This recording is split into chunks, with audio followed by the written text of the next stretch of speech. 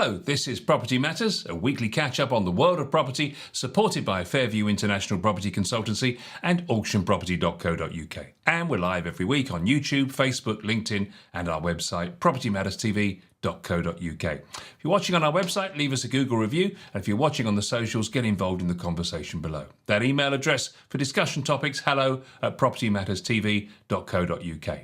There's a podcast version of the show also available from our website every Monday and from all main podcast platforms. Just search Property Matters TV. Let's take a look at the week's property news with our property expert, Joe Joshi. Hi, Joe. Hi, Paul. Hi, good morning, good afternoon, wherever you are. And welcome to Property Matters. Let's take a look at our first story, which is around a fifth of UK tenants are spending over half of their take-home salary on rent. That is according to a tenant and landlord service provider called Canopy. The company's index analyses data from more than 60,000 individual renters, measuring average take-home salary of employed tenants against their share of rental costs to create a rent-to-income ratio, revealing what percentage of the salary is spent on rent. Typically around 40% of take-home salary is considered a very outer limit of affordability. The latest Canopy report shows that the average renter is actually spending 36% of net take-home salary on rental payments, yet in several areas of the country, including every single London borough, bar one, tenants are spending in excess of 40%. I've got to be honest, I thought it was going to be a lot higher than 36% and even 40% in London. What's your view, Joe? Yeah, I think you're right. I think the actual amount is much, much higher on the ground when you think about the salaries that may come into a household, especially if it's a single salary. It's way higher, and you can't. And some of the rents that they have quoted, they haven't probably allowed for the real rents that are happening actually.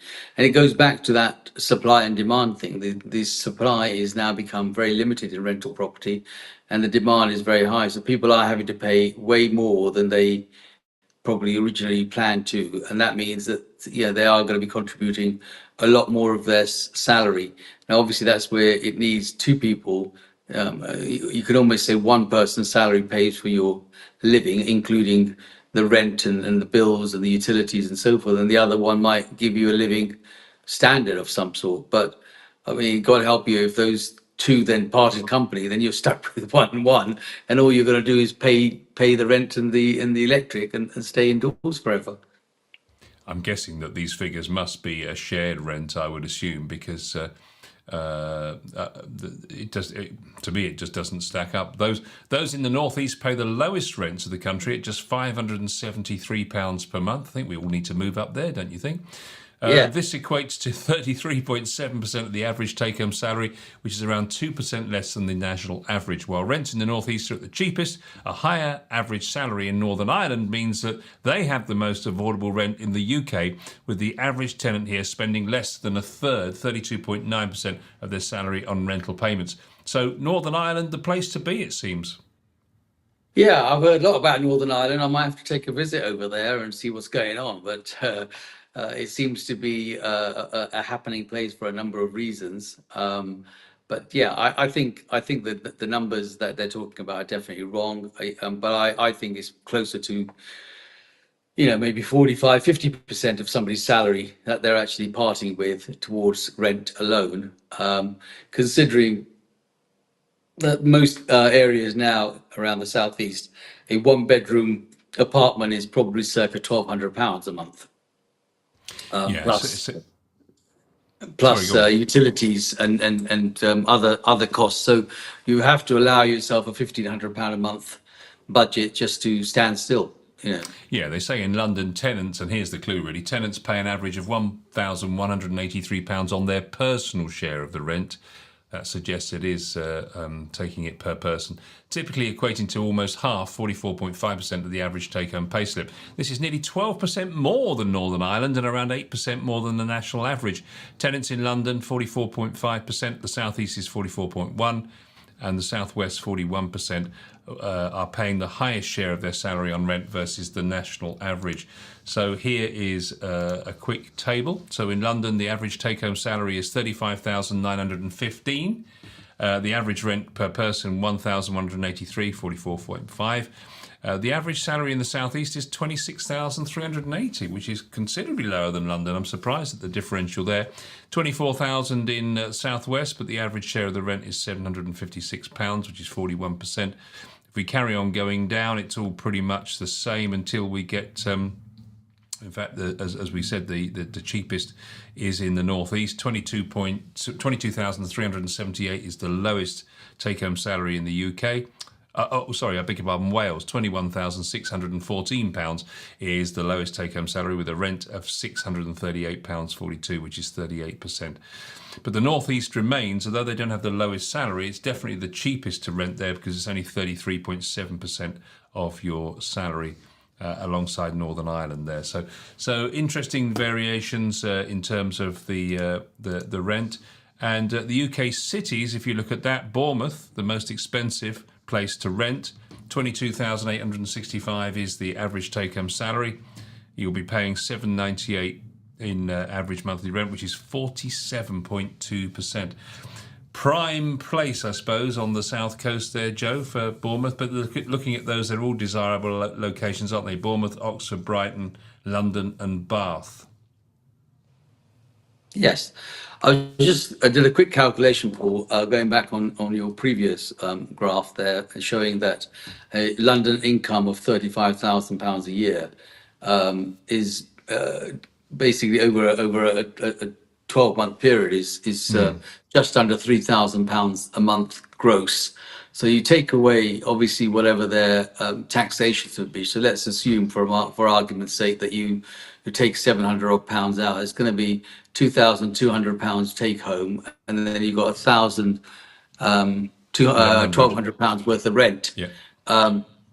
So it's closer to 50% of their monthly income that they're actually parting with rent, as opposed to whatever figures that they've come up with in reality, because the disparity there is that you're showing a £35,000 income and only a £1,000 outgoing, but you don't show that the rest, that's on a monthly basis. If that was divided over a 12-month period, then you'll find that those numbers are changing a lot. But sorry, I just couldn't believe that they were saying, it was such a low amount. I think it's much higher.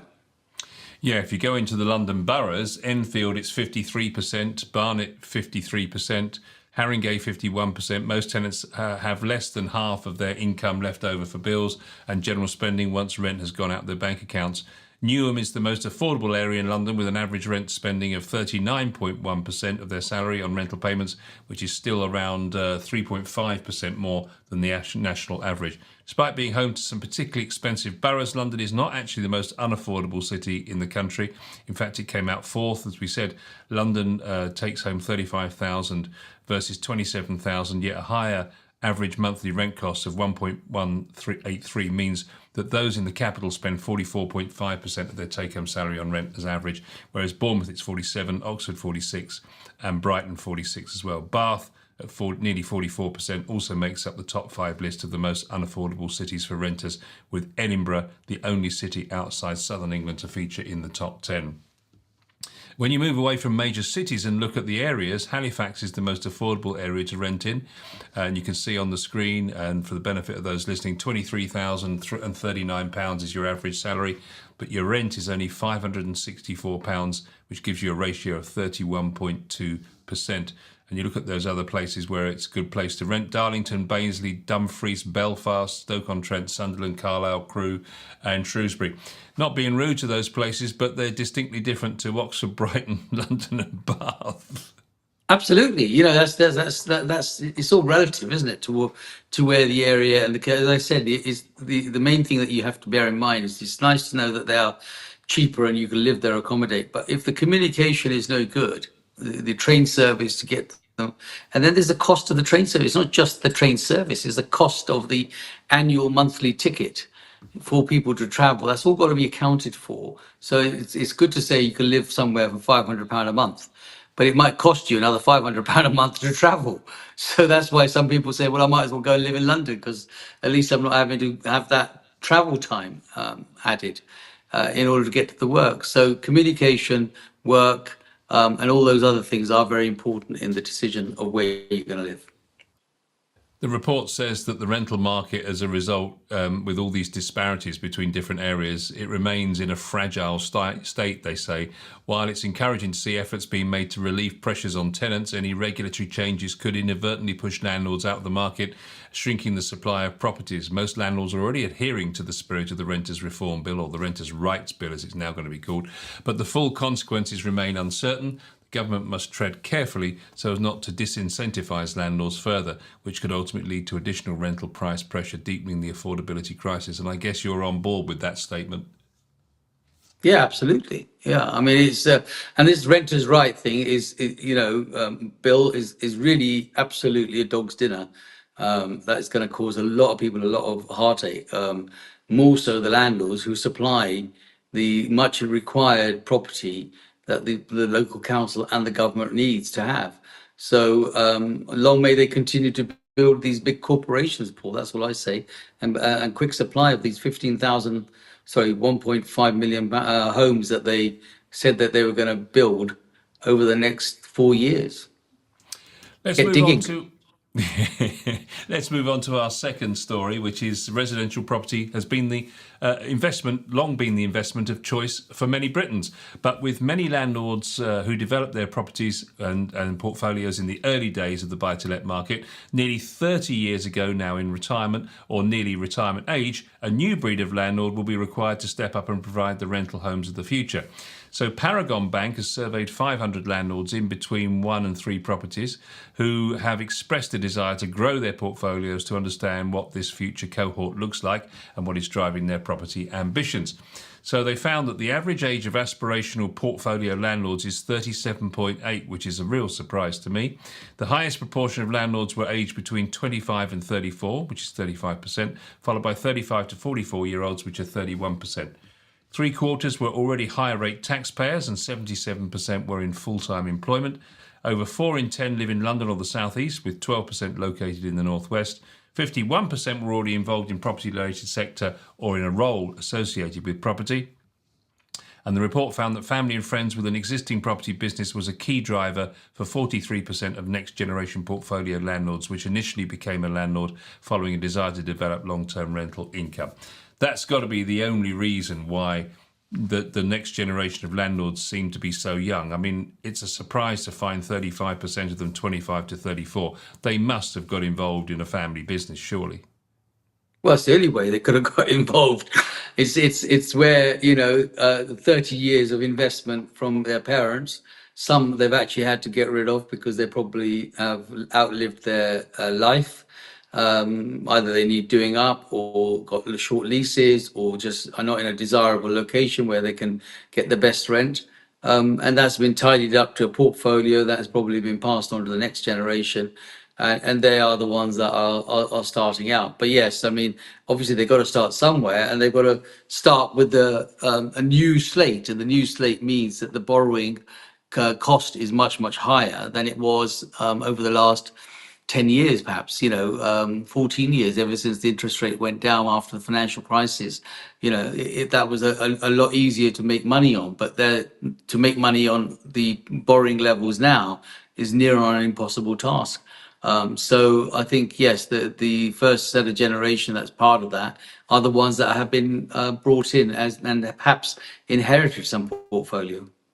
I saw a story this week, Joe, and you may well have seen it in the press as well, about the fact that solicitors have been inundated with people looking to pass on portfolios or individual properties to family members, presumably to try and avoid some of these much talked about increases that are going to happen potentially with CGT and the like in the budget at the end of October. Did you see the story and what's your thoughts? Yes, I've seen the story, Paul, and the truth is that there is such a variety of that story version. A lot of people have been asking about how to mitigate their tax liabilities and what the solutions are going to be, and that could be through trusts, that could be through the 7-year rule of passing it over. And maybe even transferring their assets into limited companies, which is probably why the younger generation are coming into the rental market, because they have already an established portfolio that just needs to be nurtured. And in that portfolio pool, some of the people have actually got rid of what they might thought were not actually producing the best results. It might be in a bad area, it might be something that's got a low lease, it might be something that they're not just doesn't command the kind of rent that they may have got at one time. So they would have got rid of those and then just tidied the portfolio up and put those into perhaps a limited company or a trust. And I have to say that I spoke to somebody recently about trust, and the trust is also very varying trusts that are created. You have to remember that when you do put your property or your asset into a trust, you're actually not in charge of the trust itself. It's the trustees that you appoint that become in charge of it. So, each one should really think very seriously about the kind of things that the vehicles that are available for you to do going forward. 67% chose property as the asset for them because it's a tangible asset. 60% are investing in property because the long-term demand for rental homes will continue. 53% view it as a long-term investment to supplement a pension, and 38% finance their first rental property via a buy-to-let mortgage. But interestingly, 36% purchased outright on their first property. One wonders where the finances came from for that. Well, the finances from the bank of mum and dad naturally is not something that is just fall of the sky unless they won the lottery or something like that. But the reality is that it is the most tangible asset that you'll ever buy. I've always advocated that you should always buy a property primarily because even if it's lying empty, you can touch it, feel it, and see it and say, well, at least I've got something that is actually tangible. So I think a lot of people buy it for that side. Of course, the rental market will continue to rise. It's just that it's having a very different and varying version now of what used to be to what is going to be. And you've got to be ready for all the troubles that may come through, depending on the type of policies that get passed through the government. So I think, property will always be a secure way forward. And it's just a case of whether it sort of fits your needs and desires. Another thing is property has also been the source for many other avenues. And so, yes, there's a lot of people that are in the property business, be it through letting, be it through maintenance, be it through, its growth, its extensions, its development, building. I mean, just it's ongoing what actually comes out of it. So a lot of people are involved in property in its different formats. Yeah, I mean, when you look at it as a business case, it really does stack up. You've got an asset that's going to appreciate in value, albeit recently in not such high amounts, but you've also got a ready and waiting market to sell to, in the sense that you're going to people need rental homes. And you get the double whammy of a recurring income, but you've also got an appreciating asset. So from a business point of view, it really does stack up. But do you think there's an element of the reason that a lot of landlords are getting out is because they're just not making enough out of it anymore? Are they getting too greedy, do you think? Well, no, they're not getting greedy. They've been made to get greedy because, unfortunately, it is where the market has become. Interest rates have gone high, cost of living's gone high.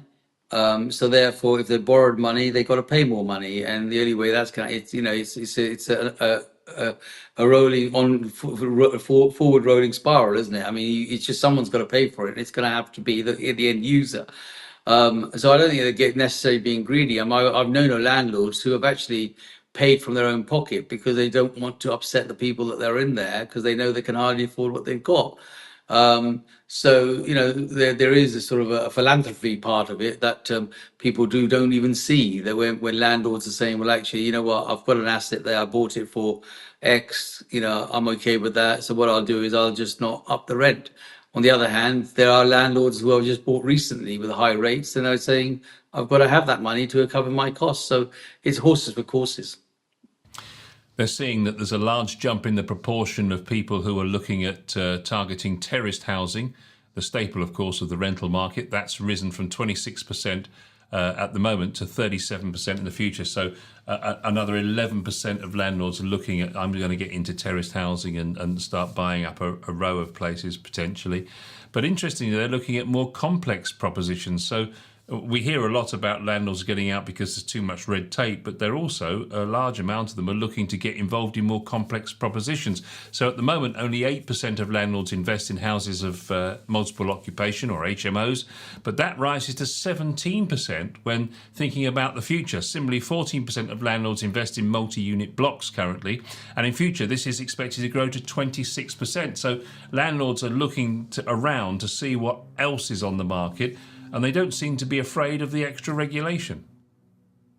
Well, no, because the average one room now, Paul, to rent is not far from 750 to 900, even £1,000 a week in London, and perhaps £1,000 a month in some of the outer skirts. So if you have a 4 or 5 bedroom house and you had 4 people that are living in there, you in some ways it's gone backwards, and it needed to go backwards before it goes forward again. And that's because the cost of borrowing, the cost of living, the cost of buying a new property, all of those things have meant that first time buyers or people that are looking to rent will rather rent and share a facility, have a room and a communal area, than to have a 1 bedroom property all for themselves, and then find that all they're doing is living to pay the rent and not, having a life of any sort. So that's why the multiple occupancies are now more attractive, because they know that people are prepared to pay a bit more money, and they don't need to have the hassle of having their own property. And to have it their own, they need to be earning a lot more in order to be part of that. So it's just the sign of the times. Last story this week talks about Rightmove, who we mentioned quite a lot on this programme. Australian property brand REA Group, which is 61% owned by Rupert Murdoch, recently confirmed that it was considering making a bid for Rightmove. But would the takeover, what would it mean for estate agents, which was interesting. Obviously, we now know with the benefit of hindsight that didn't go ahead, and the board of Rightmove rejected their takeover bid. But interesting to look at the facts behind it and just put it into some context. UK estate agents currently spend an average of £232.68p for listing on Rightmove, while the Australian counterparts spend between £750 and £1,500 per listing via realestate.com.au, owned by REA Group. The disparity in costs underscores a stark difference in operational models between the two countries' main portals. Last week, REA Group announced its interest in a potential £4.4 billion takeover of Rightmove, signalling a possible major shake-up of the UK's property market. The move would have brought significant changes for estate agents, both in terms of costs and operations. So it's an interesting situation. We've got us paying £232 for a Rightmove listing, but in Australia they pay anything up to £1,500 for the same thing, Joe. And furthermore, all agents pay the same price.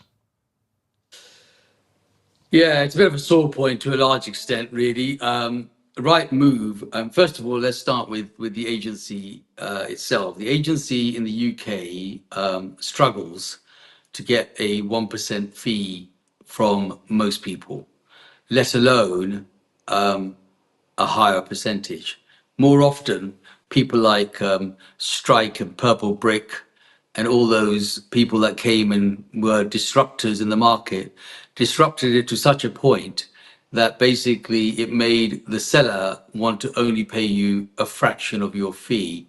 And there's loads of companies online that will do it for nothing. In fact, they'll actually probably pay you to come on, allow them to come and sell your house. That's how ridiculous it's got. So, in Australia and other parts of the world, fees are much higher. So for us to pay 200 and whatever it is, £13 per property listing is already a colossal amount for Rightmove. Rightmove's costs are anything between £2,500 to £3,000 a month per office. And that's, so if you have a chain of 20 offices or 10 offices, you're multiplying that by 10 or 20 each month. Whereas in Australia, they are paying 700, but their fees that they're earning are also much higher. I suppose what they saw here was that they could probably come and up the game from 200 to maybe £500 per property. And it's all about making money for Rightmove as a company. We also know that even though 4.4 billion was offered, Rightmove was really vying for a figure around 5.7 billion pounds and perhaps higher. But what it has done for Rightmove is that whilst there's been talks about this, the stock market has increased the value in the shares of Rightmove. So it's made money anyway, whether it was going to sell or not. Agents struggle with the amount of cost that there is. And when you imagine an office, Paul, before you put the key through the front door, you have already committed to a chunk of money that is paid. One of them is Rightmove, and that might be at, say, £3,000 a month. You've got your rent, which is probably another couple of £1,000s a month, and you've got staff, lighting, etc., etc.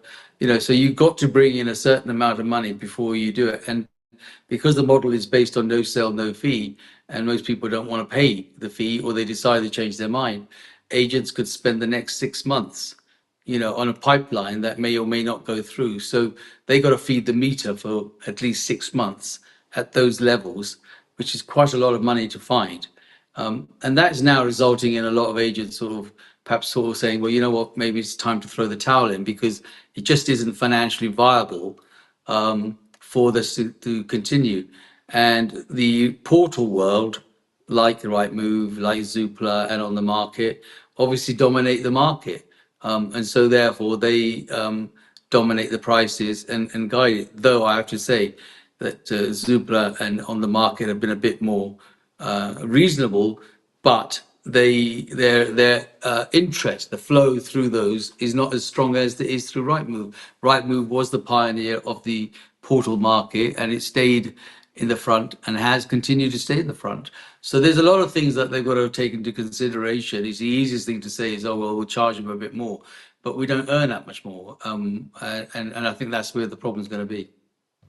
Yeah, Rightmove rebuffed RIA Group's offers 4 times in the past few months, and the takeover offer got as high as £6.2 billion.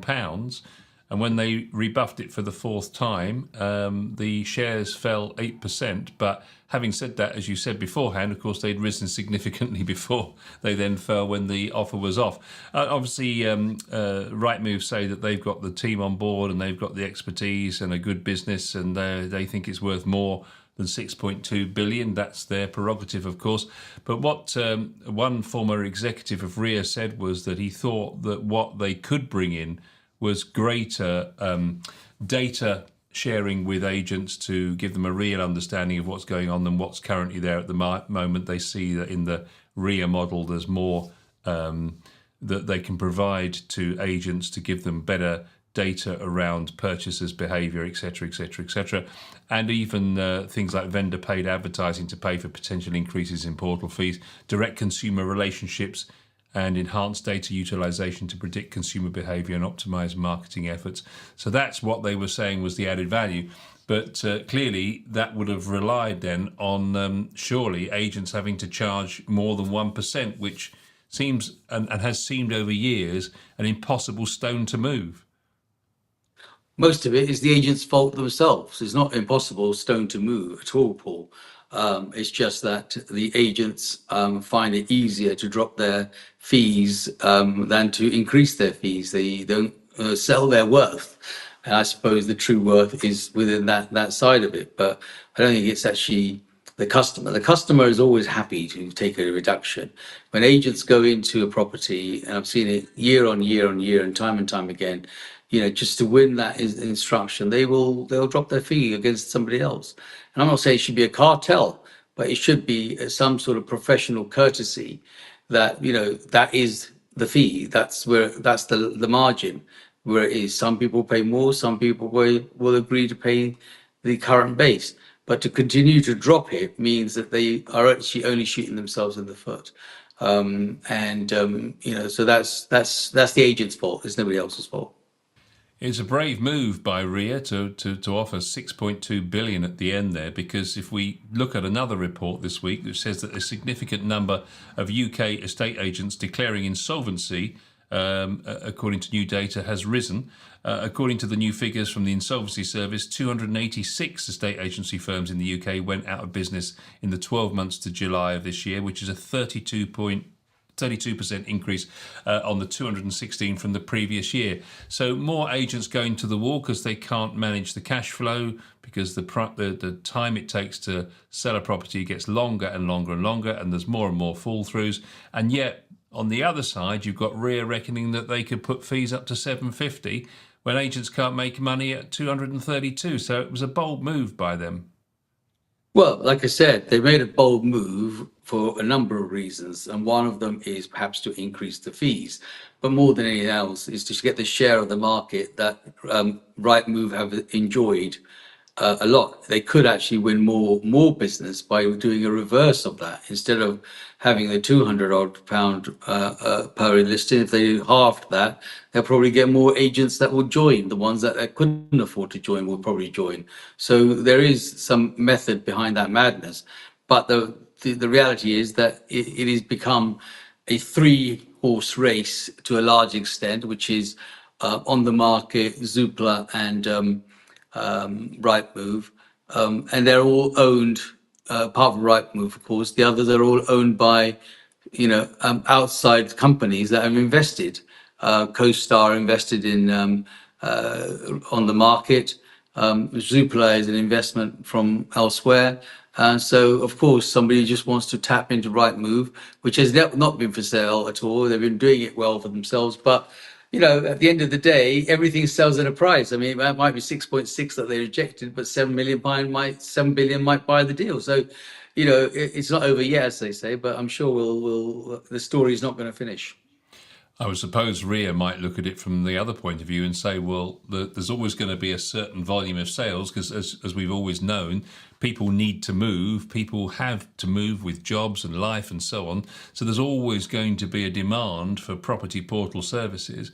And I suppose the less agents there are to provide that service and that portal for local people, the more bookings there will be, or more houses there will be to sale on each particular agent. So therefore they'll get a greater share of the pie, and therefore in the long run they'll be able to pay more fees for it. Well, it's no different to the subject we discuss week in, week out, which is the supply and demand of property. And it's the same subject, that there's a supply and demand of what people are going to use the portal for, and the amount of people that are going to have to use it and the ones that can't use it. There are companies that are now setting up as groups where individuals are being part of that franchise operation. Something I talked about years and years ago is now reality out there. People are part of those. People like Keller Williams, for example, have lots of independent agents that now work for them under that brand, that banner. And that's how they'll probably get round to it, because ultimately, it's impossible to do it all by yourself. Well, there's always a demand for property discussion, and that's why we're here to supply that demand. So we'll see you again for another Property Matters very soon.